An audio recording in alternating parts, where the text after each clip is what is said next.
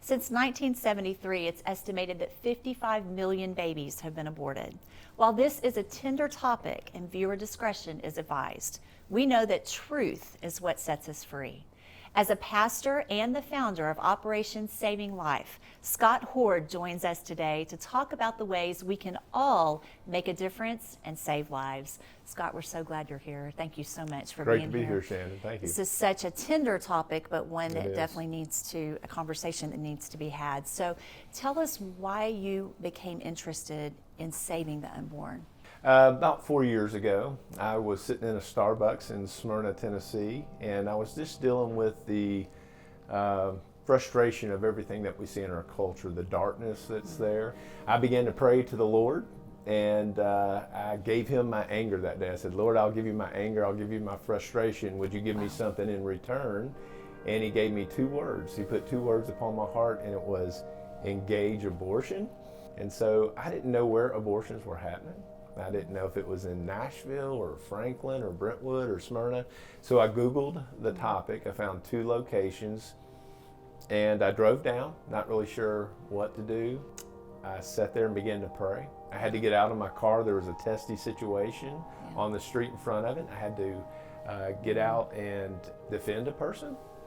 And when I left there that day, my hands were shaking. I was like, Lord, is this what you want me to do? And he said, yes. So that began the journey. Wow, what a high calling. And I bet when you pulled up, like you said, not knowing what to do, because you and your team are on the front lines out there where Right. these ladies are literally contemplating having an abortion.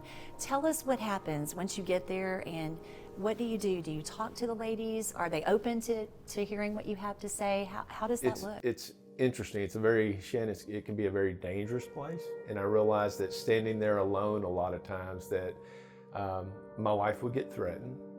We've had guns pulled on us. We've had people try to run over us, spit on us, tase us, mace us, you name it. But we still go, and we go in love. And we realize that there's a lot of shame associated with abortion. We don't go there to condemn, but we go there in love and in truth, hoping that women will respond, and they have. And so far today, we've had 170 babies rescued. Wow.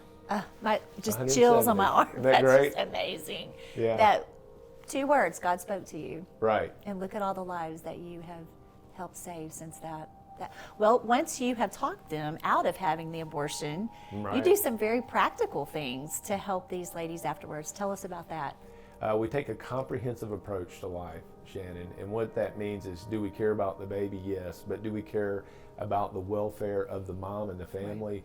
We do. And so our commitment to them is to meet all of their needs, their immediate needs, and even beyond. And so there's one lady that we're walking with today. We've been walking with her for 2 years. For instance, her boss was forcing her to abort. He got her pregnant. She lost her job. So we've paid her mortgage, we've paid her light bill. We've helped with childcare, we've helped with food. There's women that go in that have to have jobs, they don't have transportation to get there. I think we've purchased probably 4 cars. Our 170th saved, it just happened last week. That family didn't have food, they were behind on rent. Their car was breaking down, their children, their 13-year-old son was embarrassed to go to school because his clothes didn't fit. And so just within the last week, we have met every one of their needs. And as a matter of fact, yesterday we pulled them out of that gang-infested environment, and we have them in a safe place right now. So we're trying to find them a permanent residency, find him a new occupation, put the kids in new schools so that they can live, so she can have her 4th child. Wow, what an incredible picture of love. Well, Scott, we know this is a controversial topic, It is. both in the church and out of the church, That's right. but also in the church. Yes. So I'm going to ask you this tough question. Give it to us Oh, straight. come on. As Christians, do we have the right to be anything other than pro-life? No.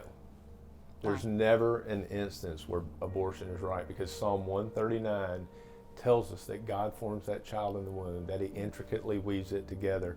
A lot of people say, well, what about in the case of rape? You got to ask, what is rape? Rape is the forcing of one's will upon another person. That's what rape is. Well, what is abortion? It's the forcing of one's will upon another person. I know children that are a product of that and that are living today that are beautiful. And their mom said, you know what happened to me was wrong, but my child doesn't deserve that. And I'm going to give them a chance. From a medical perspective, it's very rare. People often say, well, what if the mom's life is at risk? And they use that as the instance that abortion should be okay. It's extremely rare.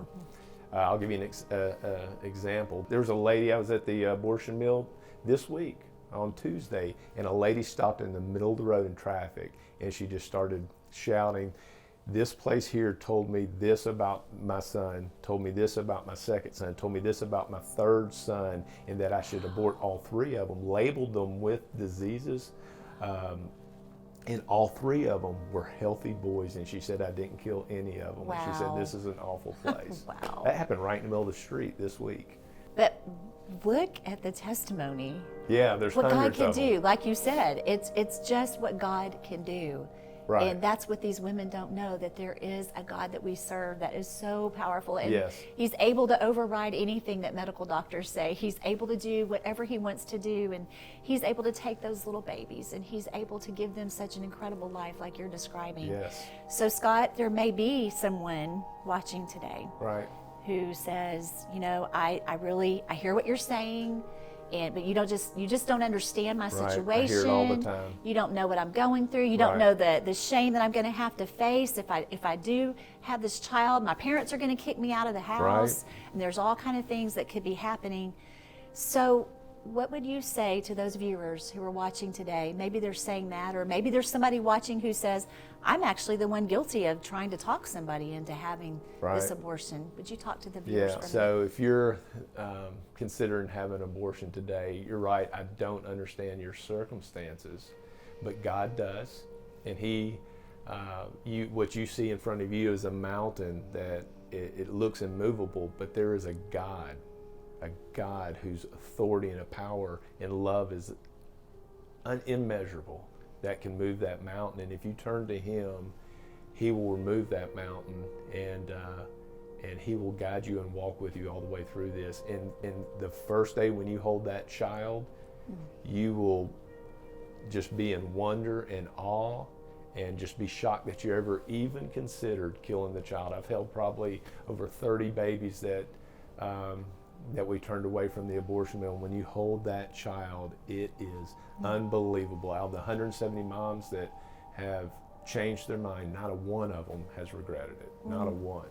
What an incredible difference you are making in Operation Saving Lives. And I know our viewers are going to want to support this, because I just think that this is an incredible opportunity to partner with you. They may not be able to go out on the front lines and stand there and do what you're doing, but they can support you financially and they can pray for you. That's right. So if we want to learn more about Operation Saving Lives, or if we want to give to your ministry, tell us how to do that. Well, we have a website, OperationSavingLife.org.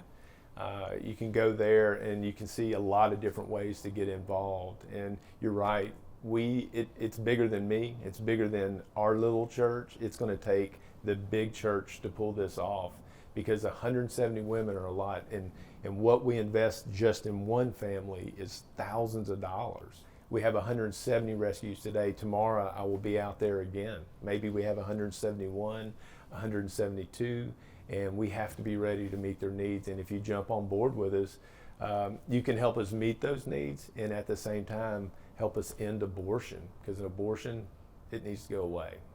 Operation Saving Life, you can support this ministry, and I encourage you to support this ministry. And wow, what an incredible opportunity to hear these stories. God bless you. Oh, thank you so Thank much you. for all that you're doing in the lives of these ladies and these little ones. Thank you so much for being here. God bless you.